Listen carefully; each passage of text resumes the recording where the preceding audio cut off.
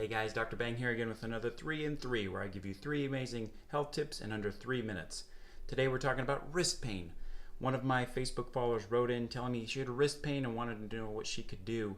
She's been wearing a brace for a couple years, but it seems to keep coming and going. She has pain that runs along this side of her wrist as well as this outside, and it doesn't travel into the fingers. It kind of stays in this area, and the hand and wrist is complex. There's over 26 bones all throughout this area, and that can lead to a lot of different problems. So what we want to do is we want to stretch it, we want to strengthen it, and we want to do manual therapy or massage. So how we're going to stretch it first is we're going to bring the wrist behind us and pull with the other hand, stretching out the front part of the wrist. You can see from the side here, you get a nice stretch. Make sure it feels comfortable, but not too much. You can bring the wrist over and twist it and then stretch to the side. As well as when it's twisted, you can bring it back again, stretching it in multiple directions and locations to get a release of the muscles. Next, we want to strengthen it. We're going to do that a couple of ways. We're going to use a ball.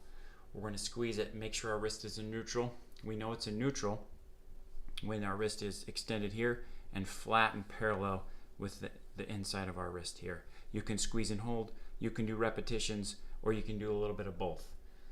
The next thing we want to do when we're strengthening it is we want to do a wall push-up where our hand is cupped like this and our fingers are placed against the wall and we're doing push-ups. That's going to make us stabilize the wrist very directly as we're doing the push-ups, and all these little tiny muscles are going to stabilize so we don't lose our wrist form, and that's a great way to strengthen it. Last of all, we're going to do manual therapy or massage.